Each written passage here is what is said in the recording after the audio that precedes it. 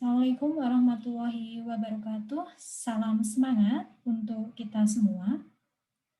Pembahasan materi pada kali ini yaitu akan membahas mengenai piutang usaha atau piutang dagang. Ya, yang akan dikupas di dalam pembahasan kali ini yaitu saya mulai dengan pendahuluan, yaitu menyampaikan apa itu piutang, gitu ya. Kemudian dilanjut dengan pengakuan atas piutang itu sendiri, dan yang ketiga adalah penghapusan ketika ada piutang yang tidak tertagih atau piutang yang tidak dibayar oleh pelanggan. Dan yang terakhir adalah bagaimana ketika piutang tersebut itu dilepas. Apakah bisa gitu ya, piutang dijual ataukah piutang digadaikan gitu ya. Nah, ini tiga agenda yang akan kita bahas di dalam pertemuan untuk piutang. Nah, sekarang apa itu piutang gitu ya? Piutang merupakan tagihan yang memang belum diterima dari seseorang atas pekerjaan yang telah diselesaikan atau penjualan secara kredit atas produk perusahaan. Sehingga piutang itu akan diakui gitu ya ketika ada penjualan yang dilakukan secara kredit oleh perusahaan. Maka perusahaan akan mencatatnya sebagai piutang. Nah, jenis piutang itu terdiri dari tiga jenis. Yang pertama adalah piutang dagang, yang kedua piutang wesel, dan yang ketiga adalah piutang lain-lain. Piutang dagang. Piutang dagang yaitu piutang yang timbul akibat dari penjualan yang dilakukan secara kredit oleh perusahaan. Nah, maka diakui sebagai piutang dagang. Atau piutang itu timbul dari kegiatan utama perusahaan tersebut. Kalau itu jenisnya adalah perusahaan jasa, ya berarti piutang yang timbul atas penyelesaian ya pekerjaan yang sudah dilakukan oleh perusahaan, tetapi si pelanggan belum melakukan pembayaran. Jadi kegiatan utama perusahaan tersebut apa? Kegiatan utama bisnis perusahaan tersebut apa? Ya, kalau perusahaan dagang ya berarti piutang dagang atas penjualan yang dilakukan secara kredit. Kalau perusahaan jasa ya berarti pekerjaan yang sudah diselesaikan dan si pelanggan belum melakukan pembayaran. Kemudian yang kedua adalah piutang wesel. Piutang wesel ini adalah piutang yang didukung oleh perjanjian tertulis atau kesanggupan untuk membayar yang diatur secara tertulis. Ini piutang wesel. Dan biasanya bentuk secara formalnya itu surat wesel atau surat promes. Ini piutang wesel. Ya. Nah, piutang wesel ini sifatnya lebih lancar ya dibanding piutang dagang. Sehingga penempatan piutang wesel itu di atas akun piutang dagang. Ya, penempatan di dalam penyajian laporan keuangannya ini akun piutang wesel itu di atas akun piutang dagang. Nah, kemudian yang ketiga adalah piutang lain-lain ya. Untuk piutang lain-lain ini di luar dari piutang dagang dan piutang wesel, sehingga jenisnya banyak ya. Nah, untuk piutang lain-lain contohnya misalnya piutang karyawan gitu ya. Kemudian piutang bunga, piutang dividen atau piutang antar perusahaan dan piutang antar perusahaan. Jadi banyak jenis dari piutang lain-lain. Selama itu di luar piutang dagang dan piutang wesel, maka masuknya dalam kategori piutang lain-lain. Nah, bagaimana pengakuan atas piutang usaha ini tentunya atau piutang dagang ini tentunya sudah pernah gitu ya saudara pelajari pada waktu semester 1, yaitu di materi akuntansi perusahaan dagang. Nah, ini ada dua contoh gitu ya transaksi gitu ya. Pengakuan atas piutang dagang yang pertama, transaksi pertama ini contohnya tanggal 11 Februari ya perusahaan menjual barang dagangan secara kredit kepada toko kudus sebesar 2.500.000. Nah, ini ketika waktu belajar akuntansi dagang pernah saya sampaikan gitu ya bahwa ada dua metode di dalam catatan periodik atau perpetual. Tentunya masih ingat gitu ya. Nah, sekarang kita masuk yang kaitannya dengan di tanggal 1 itu ada penjualan secara kredit gitu ya. Karena perusahaan melakukan penjualan secara kredit berarti piutang perusahaan bertambah. Nah, ketika piutang perusahaan bertambah maka diakui dan dicatat di sisi debit. Jurnalnya debitnya piutang dagang, kreditnya penjualan sebesar 2.500.000 sesuai dengan transaksinya. Kemudian yang kedua, di tanggal 17 ini dikembalikan barang dagangan yang telah dijual oleh toko cemara senilai 2 juta. Jadi perusahaan sudah melakukan penjualan ya. Nah, tapi secara kredit. Nah, kemudian 1 minggu berikutnya atau 2 hari berikutnya ya si pelanggan mengembalikan, maka ini dinamakan retur. Nah, karena penjualannya secara kredit, awalnya piutangnya di sisi debit. Tapi di kemudian hari ada pengembalian, maka otomatis piutangnya berkurang. Nah, ketika piutang berkurang, maka dicatat di sisi kredit. Inilah kasus contoh yang ada di nomor 2 sama, ya.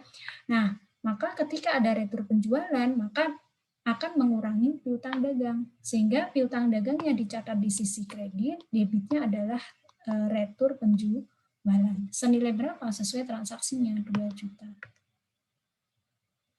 Jadi itu pengakuan atas piutang dagang atau piutang usaha. Berikutnya, saya masuk ke penghapusan piutang tak tertagih. Jadi yang namanya piutang ini juga memiliki resiko. Karena piutang itu kan berarti kita menitipkan ya uang atau kas perusahaan pada pihak lain. Nah, kalau bertanggung jawab dan memang ada yang kita titipi tersebut, maka akan melakukan pembayaran utang, akhirnya mengurangi piutang perusahaan. Tapi kalau misalnya dia tidak bertanggung jawab, ya, dan lalai atau bisa juga karena memang kondisinya tidak memungkinkan untuk melakukan pembayaran utang yang dimiliki, nah sehingga akan mempengaruhi piutang perusahaan. Artinya apa? Piutang perusahaan tidak bisa tertagih. Piutang perusahaan tidak dibayar gitu ya, piutang perusahaan tidak dibayar. Nah, bagaimana perlakuan atas piutang yang tidak tertagih ini ya? Nah, pencatatan akuntansinya itu ada 2 metode. Mau menggunakan metode penghapusan langsung atau mau menggunakan metode penghapusan piutang tidak langsung. Nah, dan kebanyakan perusahaan itu akan memilih menggunakan metode penghapusan piutang yang tidak langsung atau dimasukkan dalam penyisian atau cadangan. Ya. Nah, sekarang kita bahas terlebih dahulu untuk penghapusan secara langsung. Metode penghapusan langsung ini adalah metode penghapusan piutang yang langsung dihapus dari saldo piutang perusahaan. Jika memang piutang tersebut telah benar-benar tidak dapat ditagih. Karena memang benar-benar perusahaan yang diberikan pinjaman tersebut itu kondisinya memang sudah bangkrut, sudah pailit, sehingga kemungkinan kecil untuk membayar itu tidak ada. Nah, oleh karena itu, karena memang benar-benar tidak ada gitu ya, pembayaran piutang dan kemungkinan kecil untuk membayar gitu ya. Jadi ini dianggap bahwa memang benar-benar piutang tersebut tidak tertagih. Nah, maka ketika perusahaan itu memilih dengan metode penghapusan langsung, maka otomatis yang awalnya ketika perusahaan melepas menjual barang dagangan secara kredit itu mengakui bahwa piutang dagangnya itu di debit, nah itu ya, di debit. Nah, karena akan menghapus, sehingga langsung karena menghapus agar piutang dagang ini menjadi nol, ya, maka yang awalnya di debit dicatat di sisi kredit. Piutang dagang. Nah, kemudian berarti piutang dagang tersebut gimana? Yang tidak tertagih itu gitu ya, maka diakui sebagai beban piutang tak tertagih yang nantinya akan mempengaruhi laba perusahaan. Itu kalau metode penghapusan secara langsung. Nah, sekarang untuk metode penghapusan piutang yang tidak langsung atau penyisihan atau cadangan gitu ya, dimasukkan dalam penyisihan atau cadangan, ini adalah metode yang digunakan perusahaan untuk menyisihkan piutang dagangnya sebagai cadangan piutang tak tertagih. Jadi untuk metode penghapusan piutang tidak langsung ini perusahaan memasukkannya ke dalam cadangan piutang tak tertagih. Jadi tidak secara langsung menghapus atas akun piutang dagang, tetapi dimasukkan dalam akun cadangan piutang tak tertagih. Oke, sekarang saya masuk ke contoh gitu ya. Contoh yang pertama untuk penghapusan secara langsung. Di sini ada 3 gitu ya, transaksi. Yang pertama tanggal 12 Februari 2020 telah dipastikan bahwa piutang toko seret gitu ya, tidak dapat tertagih sebesar 1.500.000 karena pilot. Bagaimana pencatatannya gitu ya? Ke dalam jurnal, maka langsung tidak dapat ya ditagih karena benar-benar pilot. Sehingga kemungkinan untuk membayar piutang itu kecil sekali dan bahkan memang sudah tidak ada harapan. Nah, oleh karena itu, karena sifatnya adalah karena menggunakan metode langsung, maka langsung mengkredit atas piutang dagang. Nah, untuk piutang yang tidak bisa tertagih itu diakui sebagai beban piutang tak tertagih. Sehingga debitnya beban piutang tak tertagih, kreditnya piutang dagang. 1.500.000. Saya contohkan begini. Ya, saya contohkan lain. Misalnya, tanggal 1 perusahaan menjual barang dagangan secara kredit sebesar 1 juta. Maka jurnalnya 100.000 ya, saya ganti 100.000. Maka jurnalnya debitnya adalah piutang dagang, kreditnya penjualan. Sebesar berapa? 100.000. 2 bulan yang akan datang ya, karena mungkin jatuh temponya selama 1 bulan ya. Nah, mungkin dilihat 1 bulan masih dianggap memungkinkan untuk membayar. 2 bulan yang akan datang gitu ya, dicek gitu ya, ternyata memang benar-benar gitu ya, benar-benar tidak ada kemungkinan untuk melakukan pembayaran. Karena apa? Misalnya penjualnya sudah si pelanggan tersebut gitu ya, itu sudah melarikan diri, tokonya sudah tutup. Nah, karena menggunakan metode penghapusan secara langsung, maka yang awalnya piutang dagang ini didebit, kemudian dirubah di sisi kredit.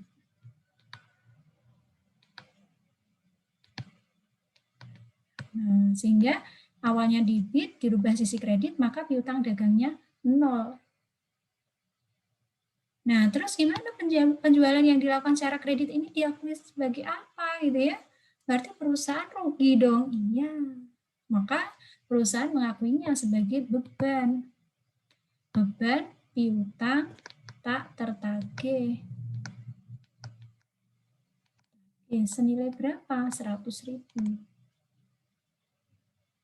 Nah, beban piutang tak tertagih ini akan mempengaruhi laporan laba rugi.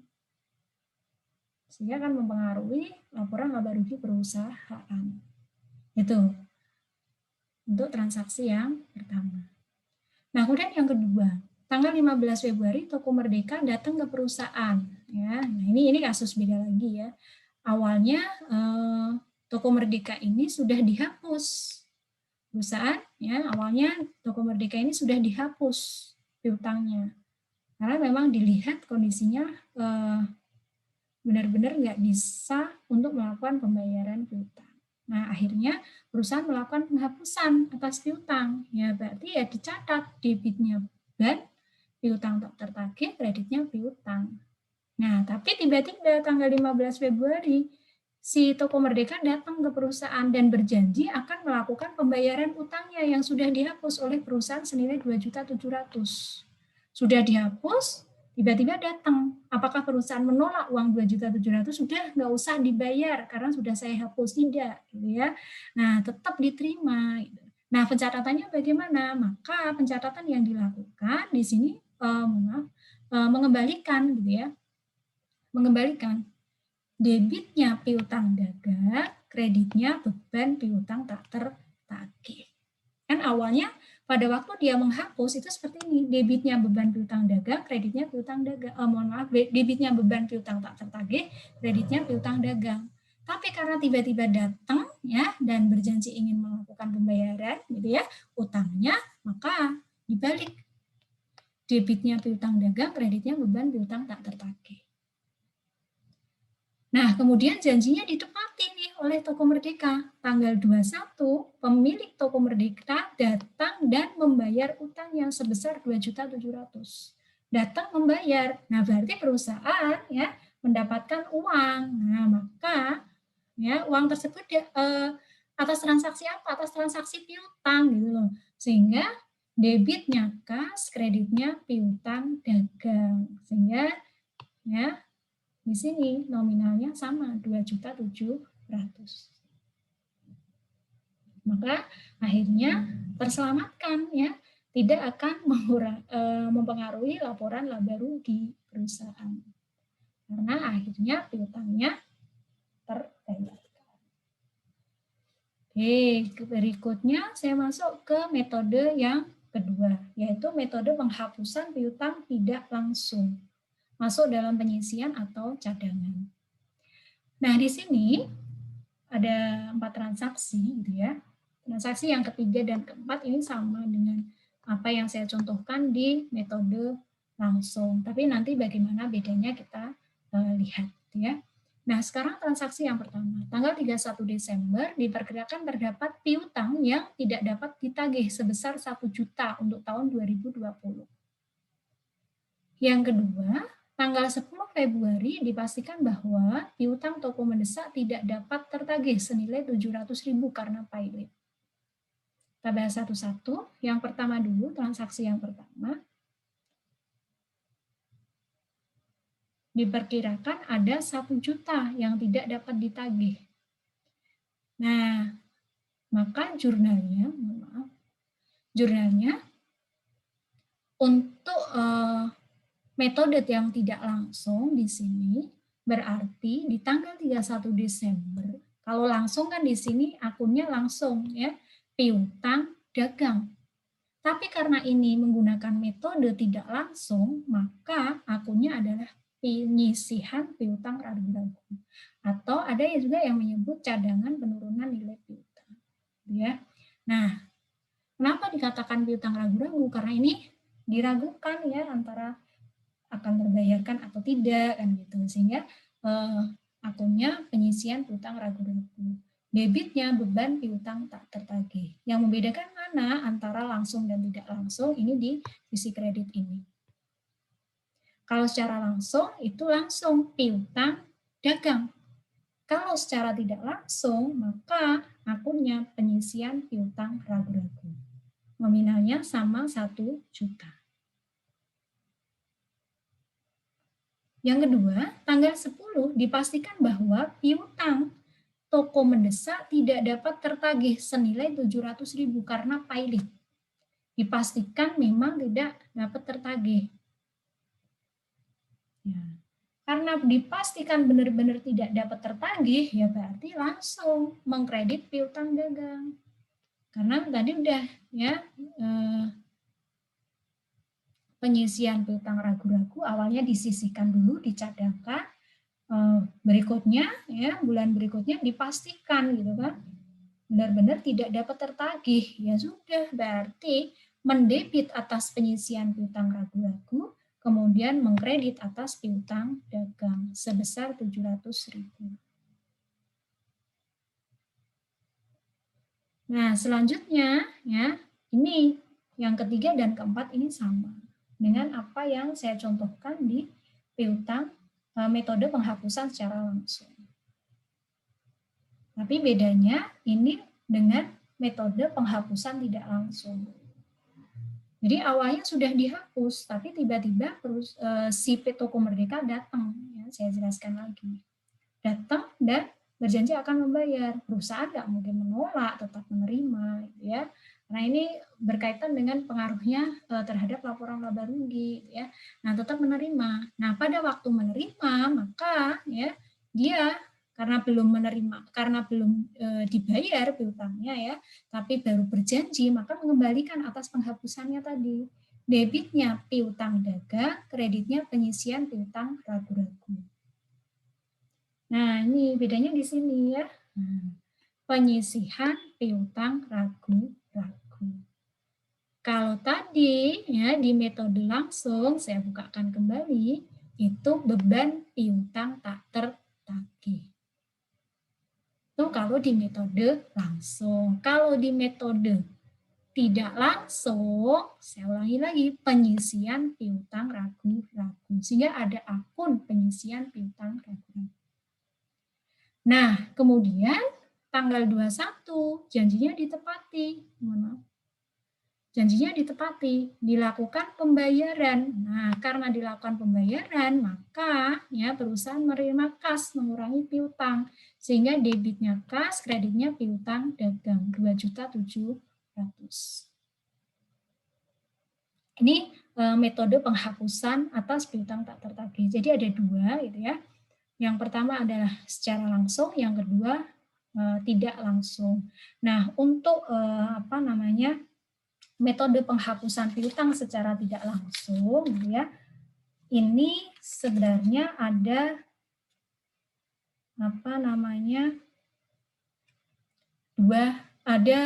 beberapa metode perhitungannya, gitu ya. Nah, untuk metode perhitungannya nanti saya akan sampaikan di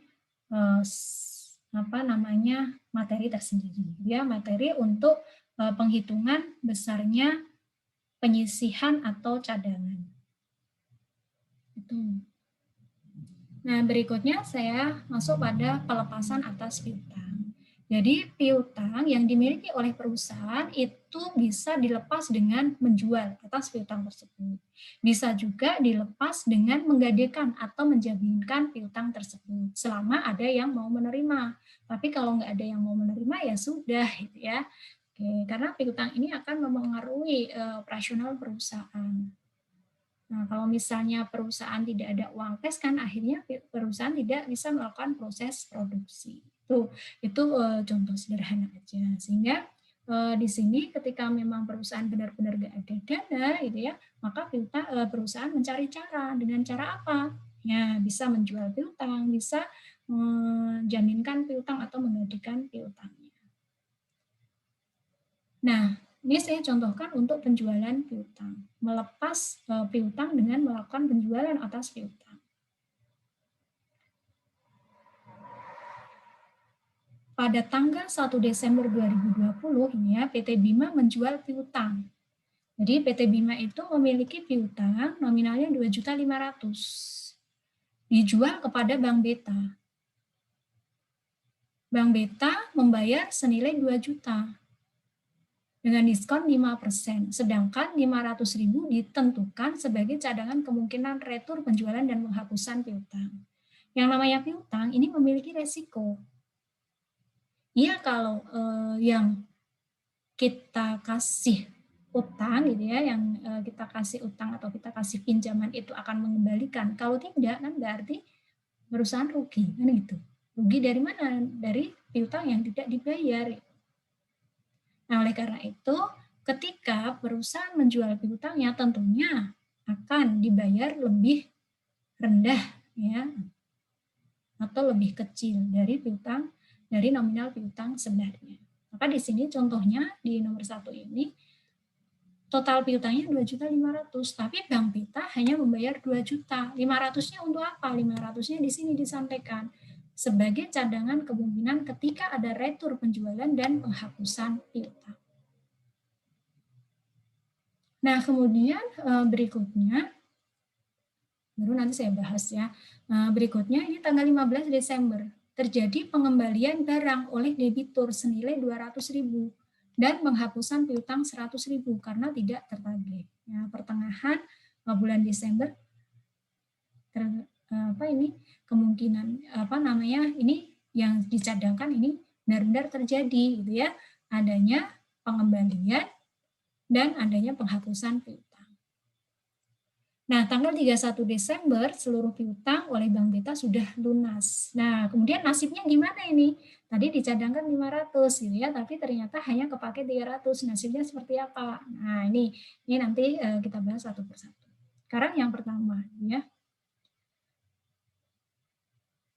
Pencatatan jurnalnya seperti apa ketika dia hanya menerima uang 2 juta pada waktu melepas piutang senilai 2.500.000.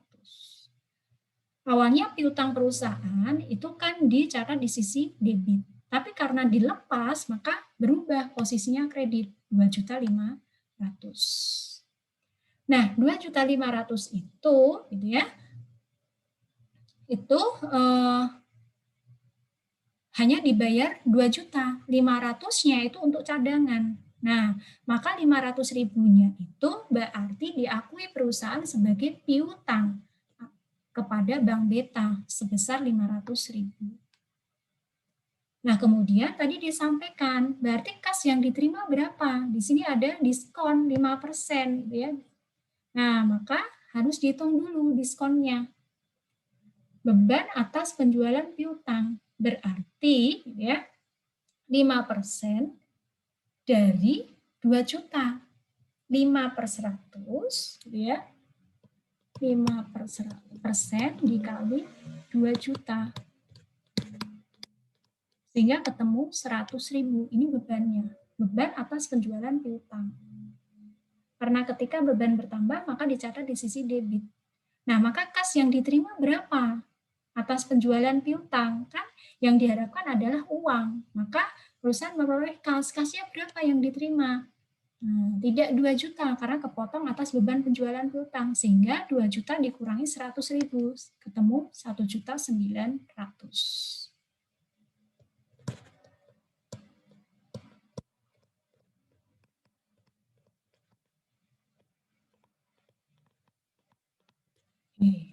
Nah, selanjutnya saya bahas untuk yang transaksi kedua. Ya.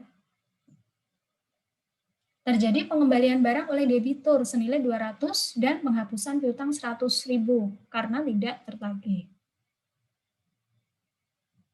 Pencatatannya, ya, karena ada retur penjualan, berarti retur penjualan dicatat di sisi debit 200.000, cadangan piutang ragu-ragu, gitu ya, karena itu adalah ada penghapusan piutang 100.000, maka piutang Bank Beta jadinya 300.000.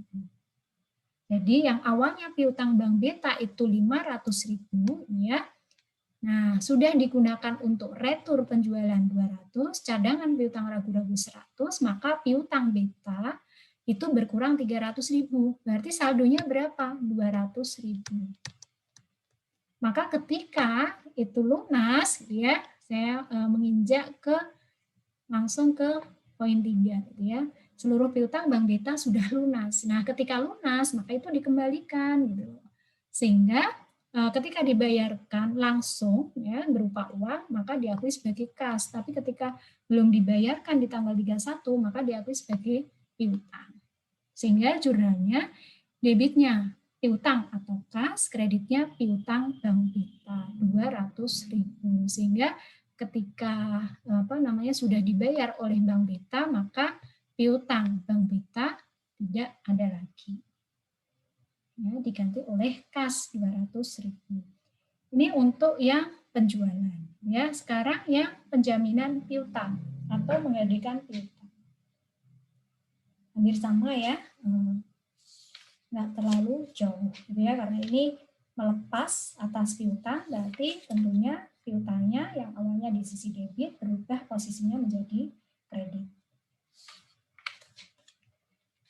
Oke, sekarang masuk di transaksi 1 dulu ya, baru masuk ke transaksi 2.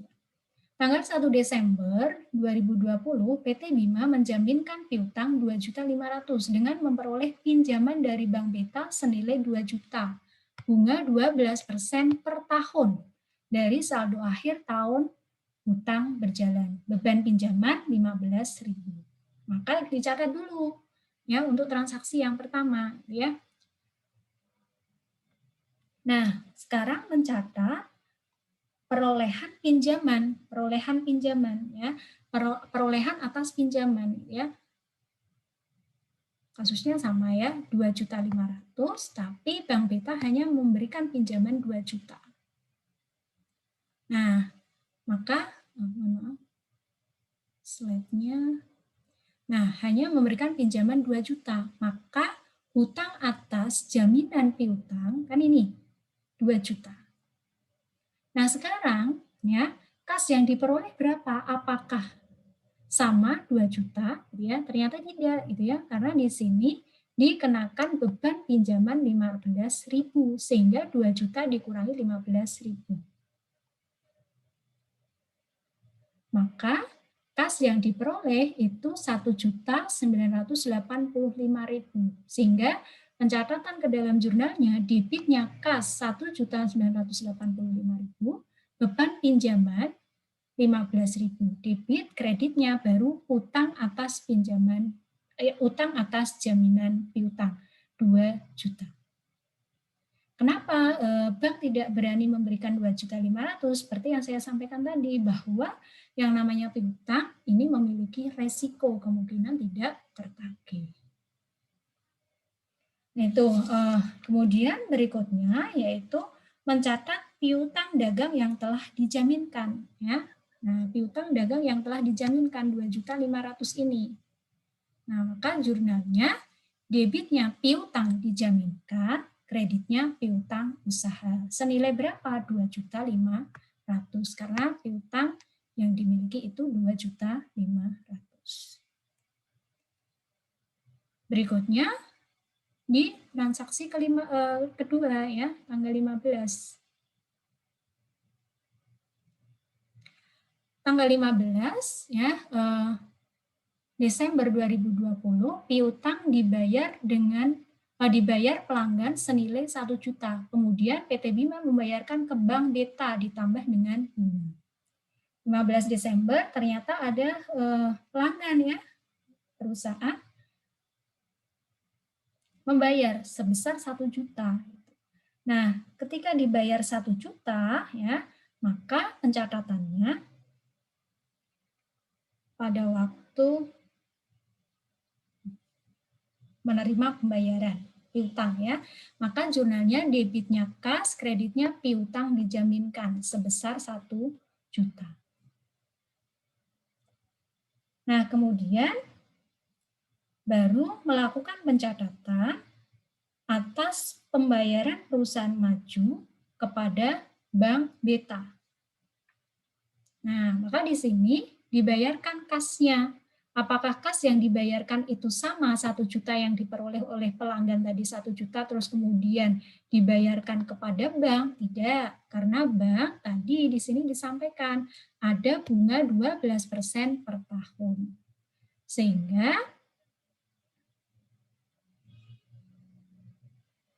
di sini ya, ini dihitung dulu beban bunganya. Ya, jadi beban bunganya dihitung dulu. Penghitungan atas beban bunga ya, itu tadi utangnya berapa? Utangnya 2 juta. Maka gitu ya, 2 juta dikali gitu ya, beban bunganya berapa? 12%. 12% gitu ya, dibagi ya, karena ini 1 Desember sampai 15 Desember berarti 15 hari kan gitu ya. 12% karena mencari hari maka dibagi 360 karena 12% per tahun gitu ya, dikali 15 hari. Sehingga ketemu 10.000. Nah, sedangkan hutang ya atas jaminan piutang gitu kan, itu berkurang kan, ketika hutang berkurang maka dicatat di sisi debit. Ya, utangnya 2 juta, dibayar 1 juta kan berarti utangnya berkurang 1 juta. Dan ketambahan beban bunga 10.000 sehingga kas ya berkurang, sehingga perusahaan harus melakukan pembayaran ke Bank Beta itu sebesar 1.010.000 karena ada beban 12% per tahun selama 15 hari. Begitu dari saya, atas penjelasan piutang dagang atau piutang usaha. Kurang lebihnya mohon maaf. Terima kasih dan jangan lupa selalu jaga kesehatan. Saya akhiri. Assalamualaikum warahmatullahi wabarakatuh.